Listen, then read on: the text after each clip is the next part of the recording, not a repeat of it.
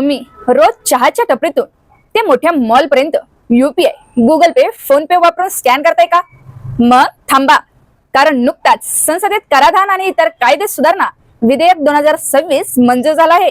संसदेच्या संसद टीव्हीच्या रिपोर्टनुसार आता भविष्यात UPI ट्रान्झॅक्शनवर चार्जेस लागण्याचा रस्ता कायदेशीररित्या मोकळा झाला आहे. पण कर गोळा करणे किंवा देशाच्या अर्थव्यवस्थेला चालना देणे ही काही आजची गोष्ट नाही. जेव्हा जेव्हा प्रजेच्या कल्याणाचा आणि महसुलाचा विषय येतो तेव्हा आपल्याला महाराष्ट्राचा सुवर्ण इतिहास आठवतो. छत्रपती शिवाजी महाराज आणि पुण्यश्लोक अहिल्यादेवी होळकर यांचे आर्थिक आणि महसूल नियम काय होते आणि आजचा हा नवीन 2026 चा कायदा आपल्या खिशावर कसा परिणाम करणार आहे? चला आजच्या 7 मिनिटाच्या स्पेशल व्हिडिओ मध्ये इतिहास आणि वर्तमान दोन्ही सविस्तर समजून घेऊया. छत्रपती शिवाजी महाराजांचे कर आणि महसूल धोरण. मित्रांनो, आज सरकार जेव्हा एखादा टॅक्स कायदा आणते तेव्हा अनेकदा जनतेमध्ये नाराजी असते. पण आजपासून 350 वर्षापूर्वी छत्रपती शिवाजी महाराजांचे कर धोरण प्रजाहित दक्ष होते. शिवरायांचा कडक नियम होता की रयतेच्या भाजीच्या देठालाही हात लावू नका. महाराजांनी चक्रवाढ व्याज पद्धत बंद केली होती. जर स्वराज्यात दुष्काळ पडला तर महाराज शेतकऱ्यांचा शेतसारा म्हणजेच टॅक्स पूर्णपणे माफ करायचे. इतकेच नाही तर शेतकऱ्यांना शेतीसाठी बिनव्याजी कर्ज दिले जायचे. स्वराज्य चालवण्यासाठी महसूलही गरजेचा होता. त्यासाठी महाराजांनी अंतर्गत प्रजेवर जुलमी कर लादण्याऐवजी शत्रूच्या मुलखावर स्वारी करून चौथाई आणि सरदेशमुखी वसूल केली.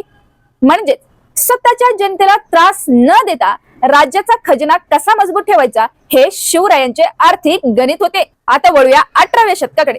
इंदूरच्या राजमाता पुण्यश्लोक अहिल्यादेवी होळकर त्यांचे आर्थिक आणि व्यापारी व्यवस्थापन आजच्या कॉर्पोरेट जगाला लाजवेल असे होते. अहिल्यादेवींनी महसूल गोळा करण्याच्या जुन्या पद्धती बदलल्या. त्यांनी व्यापाऱ्यांना आणि शेतकऱ्यांच्या करांमध्ये मोठी सूट दिली, ज्यामुळे माळवा आणि इंदूर हे व्यापारचे मोठे केंद्र बनले. त्यांनी वेठबिगारी म्हणजे जबरदस्तीने काम करून घेणे पूर्णपणे बंद केलं आणि कामाच्या बदल्यात रोख पैसे देण्याची पद्धत सुरू केली. सर्वात महत्वाची गोष्ट म्हणजे कर रूपाने जमा झालेला पैसा त्यांनी स्वतःच्या वैयक्तिक सुखासाठी कधीच वापरला नाही.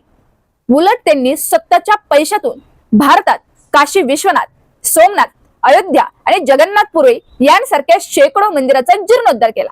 धर्मशाळा, विहिरी बांधल्या.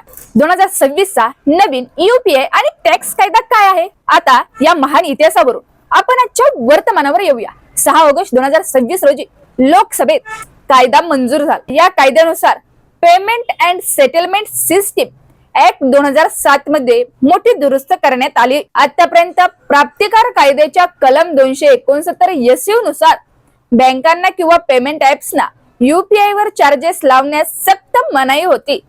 पण या नवीन कायद्याने केंद्र सरकारला हा अधिकार दिला आहे. सरकार बँकेंना आणि गुगल पे, फोन पे सारख्या कंपन्यांना भविष्यात UPI ट्रान्झॅक्शनवर शुल्क किंवा चार्जेस लावण्याची अधिकृत परवानगी देऊ शकते. सरकारचे म्हणणे आहे की देशातील डिजिटल पेमेंटचे जाळे टिकवून ठेवण्यासाठी आणि बँकांचा खर्च भागवण्यासाठी हा निर्णय कायदेशीररित्या आवश्यक होता.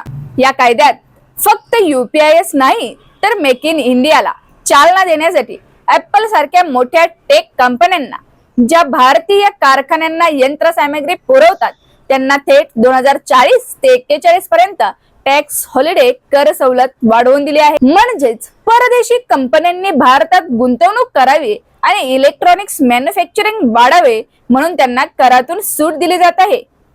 पण दुसरीकडे देशांतर्गत डिजिटल पेमेंट शाश्वत करण्यासाठी सामान्य जनतेच्या UPI व्यवहारावर भविष्यात चार्जेस लावण्याची तयारी केली जात आहे. तर मित्रांनो, इतिहास साक्षी आहे, ज्या ज्या राजाने किंवा शासनाने रयतेच्या हिताचा विचार करून कर गोळा केला ते राज्य अमर झाले. छत्रपती शिवाजी महाराज आणि अहिल्यादेवींचा हाच वारसा आपल्याला अर्थशास्त्र शिकवतो. आजच्या या नवीन UPI टॅक्स बद्दल तुम्हाला काय वाटते? कॉर्पोरेट कंपन्यांना करात सूट आणि सर्वसामान्य जनतेच्या मोफत UPI सेवेवर चार्जेस लावण्याचा हा कायदेशीर निर्णय योग्य आहे का? तुमची मत कमेंट्स बॉक्स मध्ये नक्की सांगा. हा व्हिडिओ माहितीपूर्ण वाटला असेल तर शेअर करा आणि चॅनलला सबस्क्राईब नक्की करा.